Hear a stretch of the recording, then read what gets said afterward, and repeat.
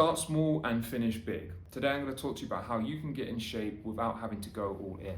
Now, for most of you, you've probably had a really terrible time trying to get in shape. You always burn out very quickly within the first few weeks because you always try to commit 100%.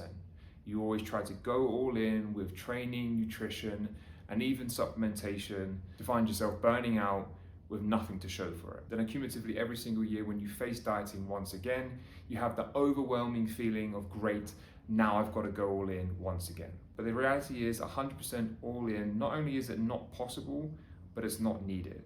Now I've already talked about in a previous video, and I'll drop the link below, as to what you need to do to get top tier transformation results.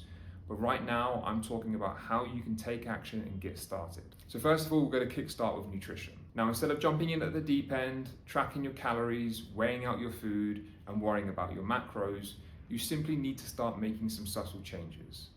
Whether that's managing your overall portion control, reducing down the amount of snacks that you're having, increasing your protein intake, or simply adding more fruits and veggies to your diet.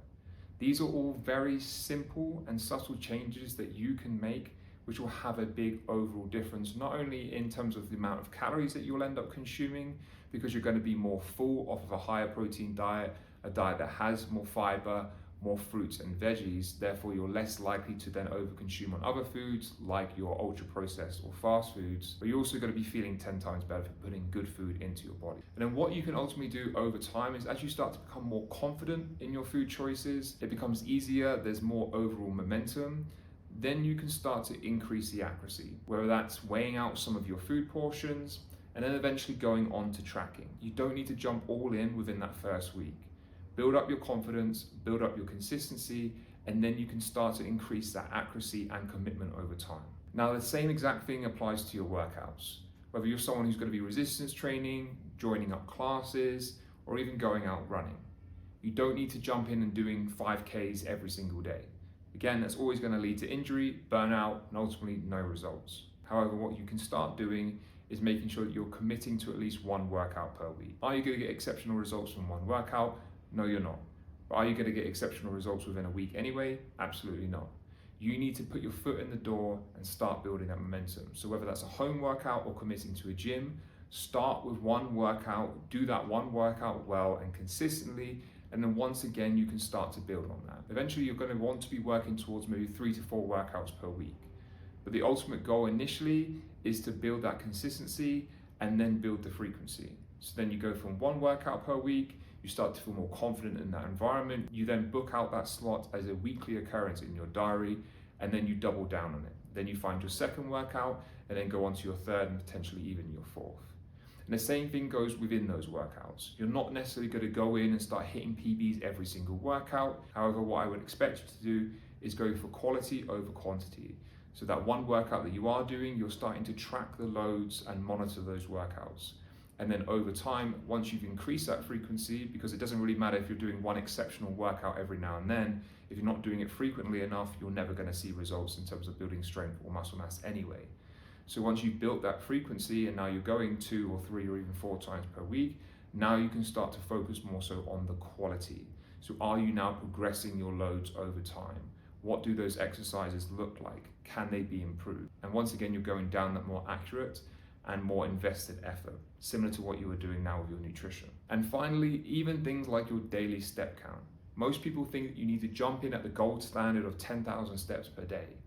But for somebody, even like myself, who works behind a desk for the majority of the day, even accumulating 2,000 steps, you have to go out of your way to do it. So expecting yourself to jump from 2 to 10 isn't always going to be feasible. And once again, if you deem it too overwhelming, the chances are you're not going to do it. Whereas if you try and bridge that gap and you go from 2,000 to 3 or 2,000 to 4,000, then that's an extra 20 minutes of your day, potentially broken up into 2 10-minute slots. And once again, it seems way more feasible. And then accumulatively, over time, before you know it, you're already up to that 10,000 step marker. And trust me, I'm sure right now you're looking at your schedule thinking there's no way in hell that I could commit to 10,000 steps per day.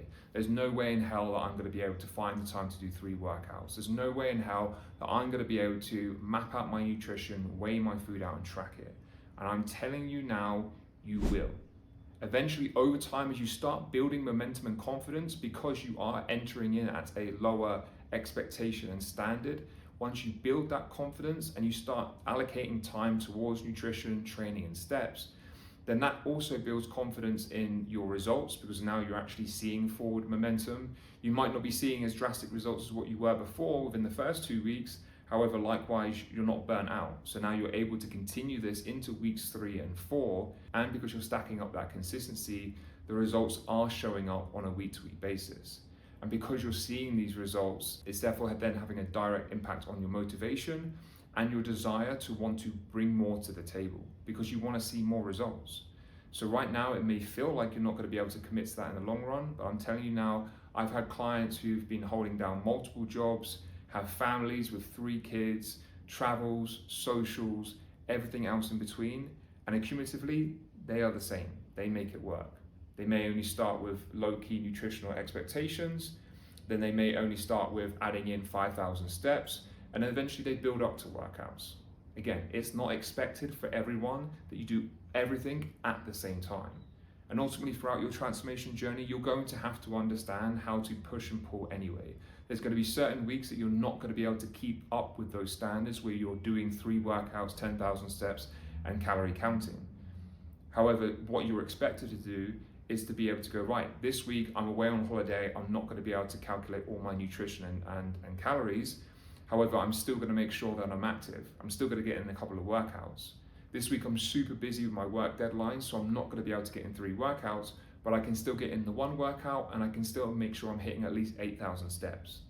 And you can see how you go from being someone who is all in and committed, but never goes completely all out, never drops out from the process, is never 0 to 100. They simply just change gears, going from gear 5, drop down to gear 4 or gear 3, and then work their way back up again when the time allows for it. When life isn't so chaotic, it's never all or nothing. So hopefully this has injected a little bit of confidence in you and shown you that you don't have to be this all-in individual to get exceptional results, that you can make subtle changes today, and those subtle changes will start to stack up, accumulate and compound over time to incredible results. As always, guys, I hope you found that useful. And if you want to find out more about my one-to-one coaching, check out the link in the bio.